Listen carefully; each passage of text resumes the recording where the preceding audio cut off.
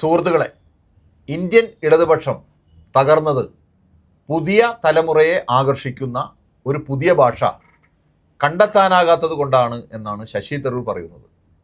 ഇന്നത്തെ ഇന്ത്യ ആഗ്രഹങ്ങളുടെയും ഉപഭോഗത്തിൻ്റെയും ഇന്ത്യയാണ്.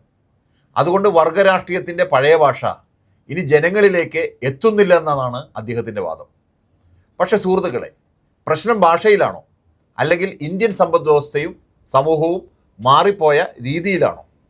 ഇന്ന് ഗുരുഗ്രാമിലെ ഒരു യുവ IT ജോലിക്കാരനെയും കൊൽക്കത്തയിലെ ഒരു ജിഗ് തൊഴിലാളിയെയും നോക്കൂ. ഒരാൾക്ക് വലിയ സ്വപ്നങ്ങളുണ്ട്, മറ്റൊരാൾ ദിവസവും ആപ്പിലൂടെ ജോലി ചെയ്ത് ജീവിതം മുന്നോട്ട് കൊണ്ടുപോവുകയാണ്. എന്നാൽ ഇരുവരും അനുഭവിക്കുന്നത് ഒരേ സുരക്ഷിതത്വം ഇല്ലായ്മയാണ്. സ്ഥിരം ജോലിയില്ല, സാമൂഹിക സുരക്ഷയില്ല, ആരോഗ്യ സംരക്ഷണമില്ല, നാളെ ജോലി ഉണ്ടാകുമോ എന്നുറപ്പില്ല. ഇത് ചൂഷണമില്ലാതായതിൻ്റെ തെളിവല്ല, മറിച്ച് ചൂഷണം പുതിയ രൂപത്തിൽ ഉടലെടുത്തതിൻ്റെ തെളിവാണ്. ഒരു കാലത്ത് തൊഴിലാളികൾ ഫാക്ടറികളിലും മില്ലുകളിലും ഒരുമിച്ച് ജോലി ചെയ്തു. യൂണിയനുകൾ ഉണ്ടായിരുന്നു. ഇന്നോ ഓരോ തൊഴിലാളിയും ഒറ്റപ്പെട്ടവനാണ്. ആപ്പിലൂടെ ജോലി ചെയ്യുന്ന ഒരാൾ മറ്റൊരാളുമായി മത്സരിക്കുകയാണ്. തൊഴിലാളിയെ കൂട്ടായ ശക്തിയിൽ നിന്ന് ഒറ്റപ്പെട്ട വ്യക്തിയാക്കി മാറ്റിയതാണ് നവ ഉദാരവൽക്കരണത്തിൻ്റെ ഏറ്റവും വലിയ വിജയം. എന്നാൽ ചോദിക്കൂ, ഇന്ത്യയിൽ ഇന്നും കോടിക്കണക്കിന് യുവാക്കൾ എന്തുകൊണ്ടാണ് സർക്കാർ ജോലിക്കായി കാത്തിരിക്കുന്നത്? കാരണം സർക്കാർ ജോലി എപ്പോഴും സ്ഥിരതയുടെ പ്രതീകമാണ്. ഉറപ്പുള്ള ശമ്പളം, നിയമപരമായ സംരക്ഷണം, സാമൂഹിക ബഹുമാനം, ഇതൊക്കെയാണ് അവർ തേടുന്നത്. സ്വകാര്യ മേഖലയിലെ തിളക്കമുള്ള പരസ്യങ്ങൾക്കപ്പുറം ഒരു വലിയ ഭയം ഒളിഞ്ഞിരിപ്പുണ്ടെന്ന് ഇതിൽ നിന്ന് മനസ്സിലാക്കാം.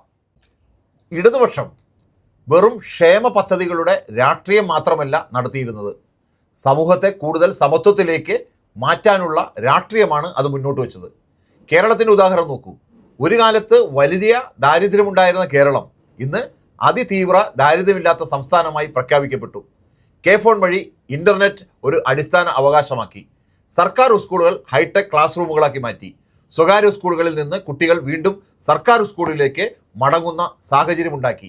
പ്രളയവും നിപ്പ വൈറസ് ഇൻഫെക്ഷൻ ബാധയും മഹാമാരിയും കേരളം നേരിട്ടു. ഇത് വെറും കഥ കൊണ്ടാണോ സംഭവിച്ചത്? അല്ല, നയങ്ങളാലും പൊതു നിക്ഷേപങ്ങളാലും സാമൂഹ്യ ദർശനത്താലുമാണ്. തരൂർ പറയുന്ന മറ്റൊരു കാര്യമാണ് തിരിച്ചറിയൽ രാഷ്ട്രീയം, അതായത് ഐഡൻറ്റിറ്റി പൊളിറ്റിക്സ്. ജാതിയും മതവും വർഗരാഷ്ട്രീയത്തെ പിന്നോട്ട് തള്ളിയെന്നാണ് അദ്ദേഹം പറയുന്നത്. പക്ഷേ എന്തുകൊണ്ടാണ് അങ്ങനെ സംഭവിച്ചത്? 1991 ശേഷം ഇന്ത്യയിൽ നടപ്പാക്കിയ നവ ഉദാരവൽക്കരണം സംഘടിത തൊഴിലാളി ശക്തിയെ ദുർബലമാക്കി. ജോലി സുരക്ഷിതത്വമില്ലാത്തതാക്കി. ജീവിതം അനിശ്ചിതമായി. അപ്പോൾ ആളുകൾ സുരക്ഷയും തിരിച്ചറിയലും മതത്തിലും ജാതിയിലും ദേശീയതയിലും തേടി തുടങ്ങി. അതായത് സാമ്പത്തികമായ സുരക്ഷിതത്വമില്ലായ്മ തിരിച്ചറിയൽ രാഷ്ട്രീയത്തെ കൂടുതൽ ശക്തമാക്കിയത്. ഇന്ന് തെരഞ്ഞെടുപ്പ് രാഷ്ട്രീയം പോലും പണവും കോർപ്പറേറ്റ് മാധ്യമങ്ങളും നിയന്ത്രിക്കുന്ന കാലമാണ്. വൻ സാമ്പത്തിക പിന്തുണയുള്ള പാർട്ടികൾക്ക് വലിയ മുൻതൂക്കമുണ്ട്. അത്തരമൊരു സാഹചര്യത്തിൽ കേഡർ അധിഷ്ഠിതമായ പാർട്ടികൾ പിന്നിലാകുന്നത് സ്വാഭാവികമാണ്. അതിനെ വെറും ആശയപരമായ തോൽവിയായി കാണാനാവില്ല.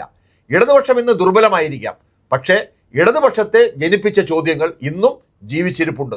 അസമത്വം ഇന്നുമുണ്ട്, തൊഴിലില്ലായ്മ ഇന്നുമുണ്ട്, തൊഴിലാളികളുടെ സുരക്ഷിതത്വമില്ലായ്മ ഇന്നും നിലനിൽക്കുകയാണ്. സമ്പത്ത് കുറച്ചുപേരുടെ കൈകളിലേക്ക് കേന്ദ്രീകരിക്കുന്നതും ഇന്ന് തുടരുകയാണ്. ആരാണ് നല്ല സമൂഹം നിർമ്മിച്ചത്? ആർക്കാണ് കൂടുതൽ നീതിക്കുള്ള ഇന്ത്യയെ നിർമ്മിക്കാനാവുക എന്നതാണ് ഇന്നത്തെ ചോദ്യം. അതുകൊണ്ട് ഇടതുപക്ഷത്തിൻ്റെ പ്രസക്തി ഇല്ലാതാകുന്നില്ല.